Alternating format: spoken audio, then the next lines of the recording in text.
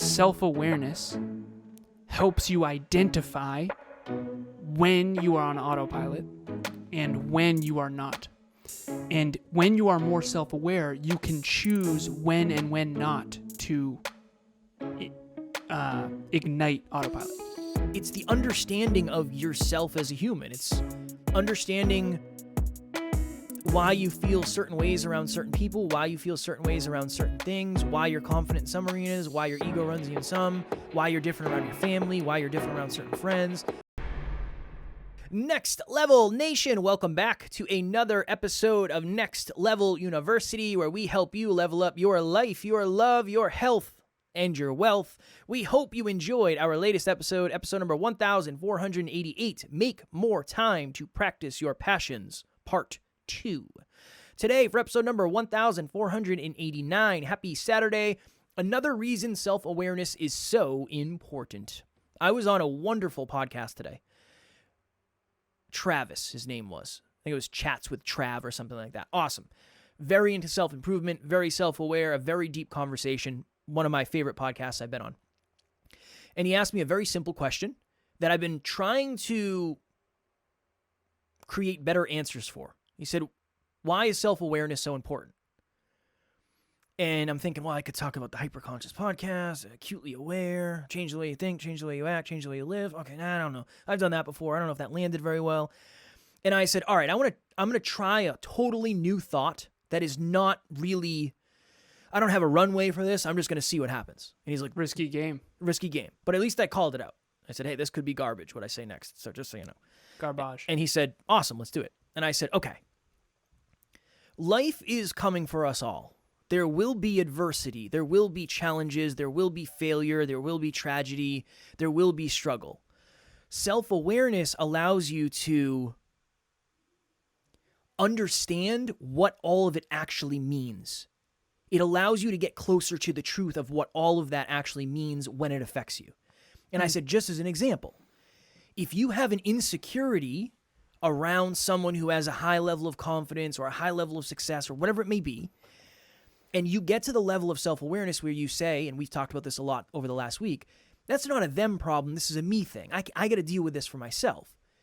It almost becomes, it's almost like a headache. When you get a headache, you know what medicine to take to make the headache go away. Self-awareness, ibuprofen. I very rarely take ibuprofen, just for the record. I don't. I woke up today with maybe the worst headache ever, and I just went to the gym. I don't like taking medicine. Well, usually you hydrate a little, see if that works. I slept wrong. Oh, you slept wrong? Yeah, I slept wrong. It was brutal. My neck is all tight. I'm falling apart. I am becoming old. But when you have a headache, so even that, when I have a headache, I drink water and it goes away. You understand what the remedy for the symptom is. And I think self-awareness is the same thing. Unfortunately, oftentimes the ego is the thing that we use as the remedy. So it's, oh, screw Alan, he's so this, or screw Kev, he's this, or whatever it may be. So I was trying to explain my new quote-unquote thesis on this, and I said it just allows you to understand and be more in control of the stuff that you don't have control over. Unfortunately, something bad will happen to us all. Self-awareness allows you to understand how that actually affects you. And it can kind of affect you less. The things that happen to you in the present will affect you a little bit less if you understand what's happened to you in the past and how what happened to you in the past affects your present. So that was really the depths at which we explored that when I was on this podcast today. And I just thought, self-awareness isn't really a sexy topic. A lot of the stuff we talk about isn't super sexy. But what if I came to you and said, hey, I have something that I can give to you, and once you have this thing, it's going to make your life make so much more sense. To the point where if something happens to you today, you're going to be able to connect how that thing felt today was based on something that happened 15 years ago, and you can kind of go back into your past and understand that and change the way it makes you feel about today. Are you interested in that? And someone might say yes, and I might say, okay, it's self-awareness. I can't really give it to you. You have to You have to take it for yourself, but it might be one of the most powerful things on the planet and something very clearly that you and I are both passionate about. Definitely. I believe it's 1/3 of the equation. I think there's 3. If you're a long-term listener to this show, you know that I adore deeper understanding. Kev loves tactics and strategies. I love deeper understanding. So together we have it all. The 3 things that I think you have to understand on the deepest level in order to maximize the probability that you have a rich, dynamic, positive life are, number 1, a deeper understanding of self-awareness. Number 2, a deep understanding of other people in general, other people. And number 3, a deep understanding of the world. So you have to understand how you work and why you work that way. You have to understand how other people work and why they work that way. And you have to understand how the world works and why it works that way. And I feel like my early life, I was really good at the 3rd one, not so good at the 2nd. And it's honestly interesting. It's in the first decade of my life and my teens, I think was focused on how the world works and why it works that way as an engineer, becoming an engineer again. From 20 to 30, I feel like it was mostly focused on how people work, physiology, neuroscience, that kind of thing. And then my 30s have been a lot about understanding. I actually screwed this up. But from 20 to 30, it was mostly understanding self-awareness. And then from my 30s, I'm really starting to understand how people in general work. Through particularly this modality of therapy called internal family systems. I've talked about it a lot. If you've seen the movie by Pixar, Inside Out, it's kind of like that. But essentially, we all have these parts, and they all have different aspirations, different beliefs, different values. And I'm not going to go deep into IFS right now, but what I do know is that we all have these different parts of us that drive at different times, and they get triggered in different ways. So, for example, if you're in the gym and you're around someone who's in really, really, really good shape, you might get triggered, and it might trigger a part of you that feels not good enough. And then your reaction to that might be to villainize that other person, versus if you were self-aware, you might go, oh, I feel not good enough because of this trigger, because I'm not proud of my own physique. Instead of getting upset with them, what can I do about that? Okay, I can learn how to do this other lift, or I can learn how to work out more consistently, or I can work on it. And so instead of reacting to what you can't control, which is pointing the finger outward, you instead react, contemplate why you're reacting the way you're reacting, and then say, okay, what can I personally do about this that is within my control or within my influence? And I think that that's a big difference between someone who is hyper-conscious and self-aware and someone who is just kind of on autopilot. Well, and the other thought is how much clarity can you have if you don't really have self-awareness? Right. I think naturally when we talk about clarity, we assume external. Like, how clear am I on what I want externally? Not how much clarity do I have on who I am internally? I don't know if anybody's ever asked me that when they've asked about clarity. It's almost like, what do you want? What do you want to accomplish? What do you want to happen? Where do you want to be? Not who do you want to be, or how do you want to think, or how do you want to react to problems? So that's another reason self-awareness is so important. Well, there's a huge bottleneck to getting what you want right there. Yeah. And normally, I mean, and you hear that often, right? Clarity is always the first step. But there is internal clarity and external clarity, for sure. One of the other things, I don't know, maybe the most important, I don't know. It's really hard to say. But when it comes to relationships, I'm understanding now more than ever the importance of self-awareness, not based on my relationship, but just based on reflecting on old relationships and old experiences and looking at other people's relationships. And it's very telling the way somebody talks about themselves. I don't know if you've ever seen this, where maybe you either know a couple, or maybe you've coached a couple, or you've seen a couple, and one partner seems like they're very self-aware because they say they're very self-aware, but you can tell they're just not at all. Yeah. And I've had those moments where it's like, oh my goodness, I feel so bad for that other partner. I know. They're in trouble. They're in trouble because that's the worst case. Someone who thinks they're self-aware who isn't if they think they're self-aware, why would they work on self-awareness? Right. Right. Whereas you might be very self-aware and be like, I don't know if I'm that self-aware.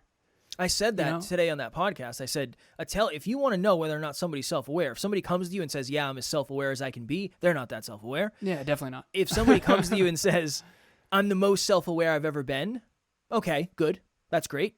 Growth mindset. I'm the most self-aware I've ever been, but I know I have a long way to go. Awesome. You're probably super self-aware. Yep.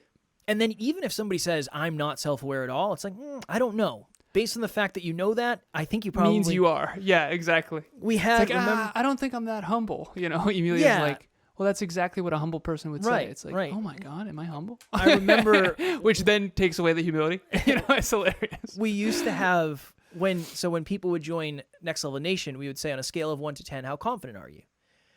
And we would have all the data, so we were trying to learn about people. We wanted to know who's the audience, what do they deal with, how do we add value? And I remember we had that same conversation of, on a scale of 1 to 10, you put 1 as your level of confidence, the lowest it could possibly be. Doesn't it require a level of confidence to say that you're a 1? Yeah. And then we knew people would put 10, and it's like, there's no way you're a 10. I know you behind the scenes. Yeah, 100%. So even that, okay, another reason self-awareness is so important.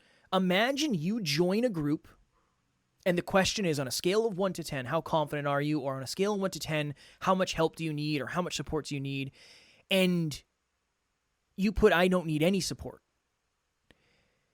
Almost every experience you have, I know my Wi-Fi is jeffing, every experience you have, almost every expectation you have, almost every conversation you have, almost every lesson you learn, almost every action you take is probably going to be in alignment with the way you answer those questions in the beginning. And if you're off on your self-awareness, you're going to be off on your approach. Yep. And everything. Self-awareness is maybe my favorite thing in the world to talk about. Yeah, you love it. It's good. It's super important. Gets me fired up. All right, so let's break down self-awareness a little bit because we've got some time here. It's Friday night for us. This is dropping tomorrow, so it's Saturday morning for everybody. Saturday morning for the folks, for the fam. For the folks. Saturday morning. Happy Saturday morning. Self-awareness. What are the components of it? How do you get it? You asking me a question? Yeah. Oh, I don't know what the components are. Self and awareness. Those are the two main components. No. How do you get it? How do you build self-awareness? Either asking yourself powerful swash. My goodness. Slash. This is fun for me. Slash. This is good. Uncomfortable questions. Or I swept wrong and I swash. This is great. Or having someone ask you questions and sitting with you until you answer them. Yeah. It's you and I had a conversation right before this, and I won't give details because it's a private conversation, but you asked a couple questions and I dug and I said, oh, I think this is like the truth of it. And you said, why didn't you just tell me that? Not, you didn't say it like that. Kind of. You actually kind of did say it like that. A little bit, yeah. And I was like, I don't know, man. I didn't know until you asked me the questions. I didn't realize that was what's running me. So, yeah, you have to create some sort of perspective. If you want to look at something differently, you have to look at something different. And it'll allow you to look at that other thing differently. So it's almost like, hey, have you ever thought of, I don't know, hey, Kev, I notice you tend to be early all the time and you get frustrated when people are late. Do you know where that comes from? Like, well, no, yeah, I just like being early. Well, if you had to guess why you like being early, what is it, do you think? Yeah. And then I might say, like, probably certainty. And we might keep digging and digging and digging, and eventually... And why do you want to feel certain, right? And then, well, I was very uncertain growing up or whatever. Yeah. And then you keep digging and digging. And it's like, oh, I used to work at a job where I had to be certain that I was there on time, and if I wasn't there on time, my bosses would get disappointed in me. And when they got disappointed in me... And then you'd lose money. Yeah. And then if you lose money, now you have massive uncertainty. So questions. I think asking yourself questions at somebody else, coaches, listening to content, whether it's books, audiobooks, whatever, that make you question yourself. Not in a toxic, deconstructive way, but I've never really thought of that about myself before. Interesting. Okay, what does that mean about me? But I think you need external inputs to create that conversation, I would say. And I just think it's the understanding of yourself as a human. It's understanding why you feel certain ways around certain people, why you feel certain ways around certain things, why you're confident in some arenas, why your ego runs you in some, why you're different around your family, why you're different around certain friends. Self-awareness is almost like the understanding of the human.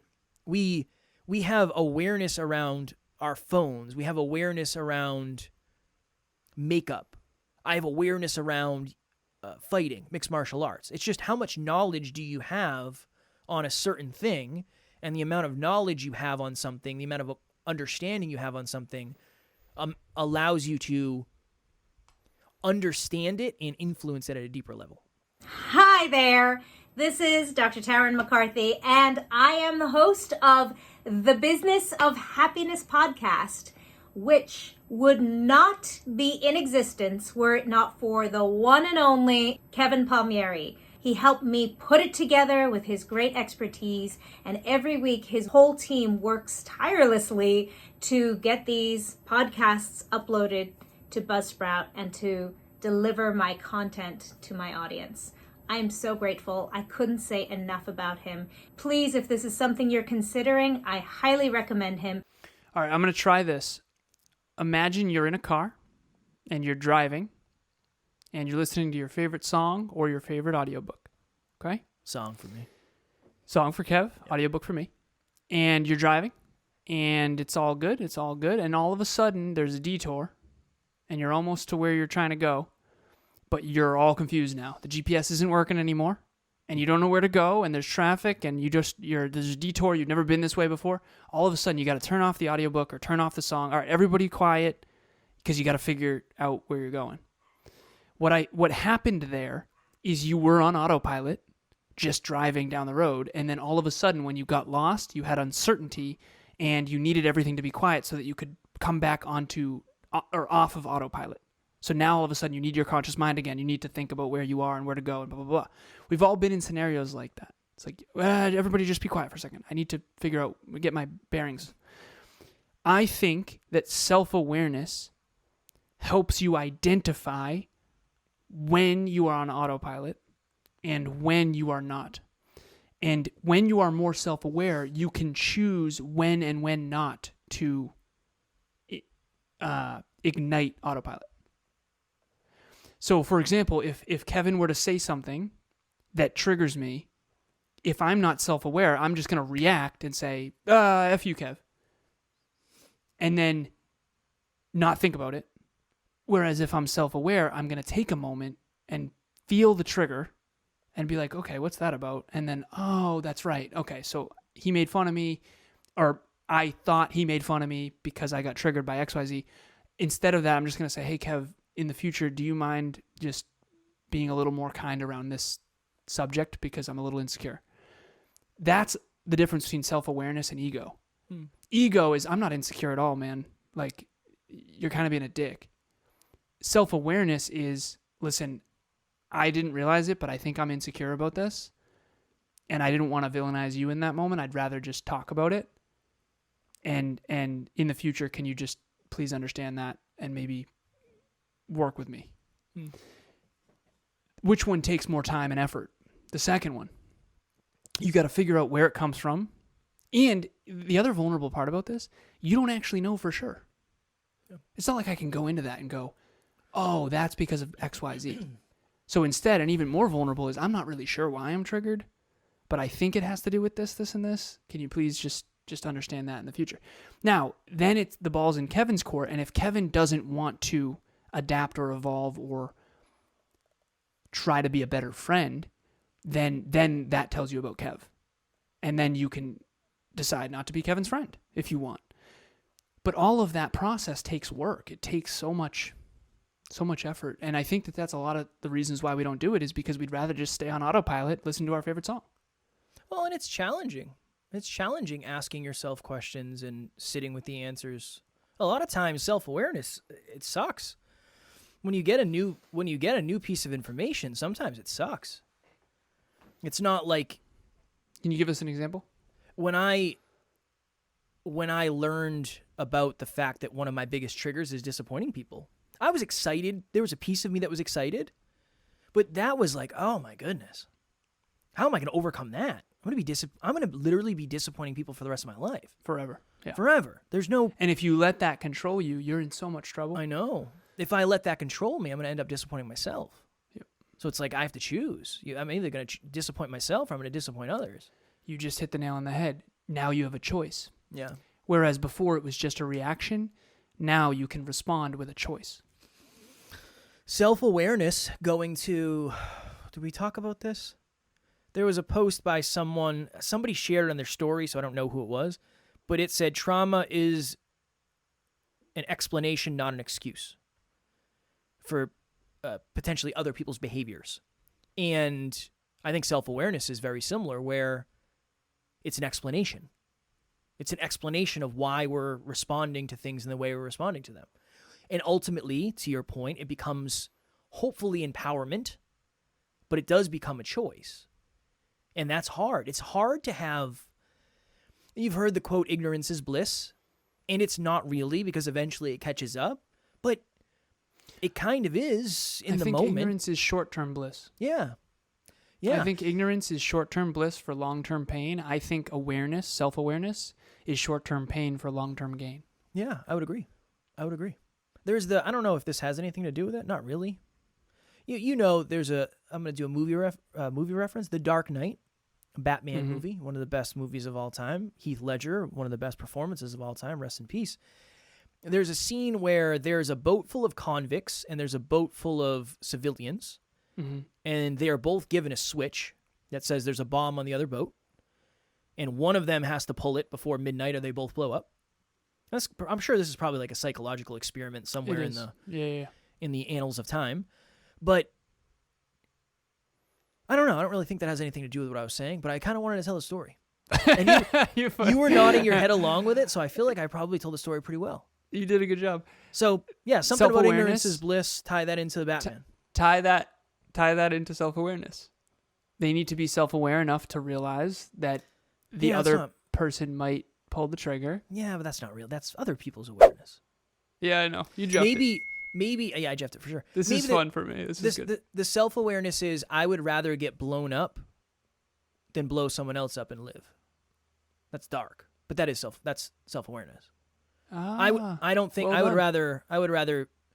would rather die with nobility than live with regret. Nice. Well done. Yeah. Bringing people behind the scenes real quick. As podcasters, as speakers, it's fun for us to watch each other go down a story and then realize mid-story that it's not going to connect to the original point. The second I took that shot, I knew it was going to be a big risk. Yeah, you knew you were in trouble. And then imagine trying to tell a story well and accurately, and then on top of that, trying to connect it back, knowing that you can't. It's it like all worked. Hilarious. It worked. Strong work. This is one of those episodes. I don't know if you watch us on YouTube, but I look pretty terrible. My eyes are pretty much closed at this point. Alan, you look bright-eyed and bushy-tailed, but you can tell you look a little weathered. I'm cooked. Yeah, a little weathered. It's been a week. I'm glad this is a really good example. This is a really good example of fulfillment. Before we were recording this, I was like, dude, come on. I need to get out of here. I need to sit down. I need to be done. It's Friday night. I am burnt out. I am cooked. Yeah, but man. There's nowhere I'd rather be than doing this. I enjoy this more than anything. Stuff. So, one last thing. Please. Next level nugget. Mother goose. So the goose that lays the golden eggs, the golden next level nuggets. Here we go. All right. This is one of the reasons why I actually like being wrong. I have a weird thing about being wrong. There's a part of me that doesn't like to be wrong because that part of me likes to be right. But I actually get excited when I'm wrong. And the reason why is because that means there was something I was missing. So recently I've started to understand there's a part of me that I'm calling little Alan that feels not easily unlovable. Now that I understand that, which I never used to think. Like if you had told me that 5, 6, 7 years ago, I'd have been like, no, probably not. I feel super lovable. What are you talking about, right? So I was wrong about myself. Self-awareness get excited about being wrong about yourself, because that is how you grow. It is impossible to grow your awareness without realizing that you've been wrong. There's a great quote, I forget the philosopher, but they say, I'm not right, I'm just less wrong than I used to be. That's what Kevin and I are saying. We are not right. We're just less wrong than we used to be, aka less optimal than we used to be, aka less accurate than we used to be. Wait, more accurate than we used to be. More accurate than we used to be. That's the cool part about being wrong. Now you have a chance to be more accurate. And when you're more accurate, you can make better choices. So that's my next level nugget. My next level nugget is Batman. Next level nation. Our next monthly meetup, which I'm excited for. And the crowd goes wild. Let me lean in here so I can get a good set of eyes on it. I don't have my glasses on. It is November 2nd, 6 p.m. Eastern Standard Time, the first Thursday of every month, unless there are scenarios where we're traveling or something like that. How to communicate a vulnerable truth. We talk often about vulnerability. We talk often about how it will bring you closer to people, but how do you do it? It is one of the hardest things in the world. I struggle with it, for sure. I'm getting better. I'm improving, but I think we all struggle with it. What are you doing? I'm trying to figure out this mic, man. The reason I always call you out when you're smiling at me is because I'm insecure and I think I'm either saying something wrong or you're laughing at me. No, it's just funny. Yeah. Not in a negative way. I was laughing at me, man. I haven't been in the center of this shot from the get. It's all right. If this YouTube one is going to be me in the corner. Hey, man, whatever. Or me on the other corner and trying to figure it out. So that's you something. think we'd have it figured out after 1,490 episodes? Yeah, we never will, ever. We'll never have it fully figured out. Not fully, but we'll have it figured out more than we used to. Yeah, more than we used to. Speaking of more than we used to, the meetup is going to be better than it used to be. That's fact. Yeah. Because this is number 20. I don't know, it doesn't say. 23. 23? 23. So we've been doing meetups every month for almost 2 years now. So yeah, how to communicate a vulnerable truth. November 2nd, 6 p.m. Eastern Standard Time. As always, our meetups are totally private, behind the scenes. You can participate as much as you want. You don't have to participate at all. It's not recorded, so you can show up and be yourself. That's it. That's all I have. I gave it all I had. You did. Please join us. One of the cool things we're doing on meetups now is when we present these frameworks or these understandings, these lessons and stories, we also have a write in the chat slide at the end of every sort of deeper understanding so that you can really gain self-awareness. We've really started to implement that more. We're encouraging people to be in the chat more. You will leave that meetup understanding yourself, others, and the world at a deeper level. That is what I can promise you.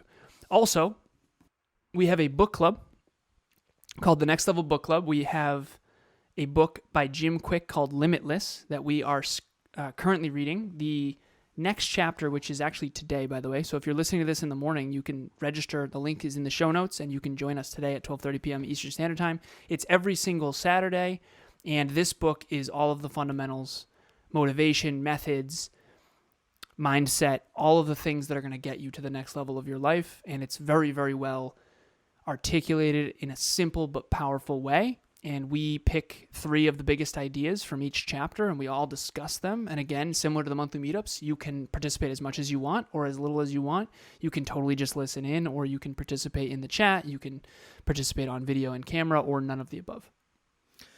I don't know what episode we're going to do tomorrow. Still, to this moment. I have a thought. I don't know what I would title it, but... You got this. You're a rapper, man. Title this thing. Yeah, I'm going to freestyle it right here, huh? Give us a quick rap and then No, I have no raps to be. I have no raps. I don't know what it's going to be. Straight up. You got this. Okay. I believe in you. Yeah, no, I don't have it. I don't have anything. I'm just... I appreciate your honesty. I do. I respect it. You ever just look at the words and you're just like, no, it's that. I see the words, but I can't, there's nothing to do with it. I've been talking a lot. I actually have never said this to another human until this moment, so I haven't been talking. I've been talking internally about this. I was in the shower the other day, and I was like, I'm logging on with a client today who I haven't talked to in a minute. What do I want to talk about? And I said, I feel like they're struggling with clarity. So I said, there's 3 steps, new framework: clarity, implementation, results. On a scale of 1 to 10, how clear are you? On a scale of 1 to 10, how much are you implementing your clarity?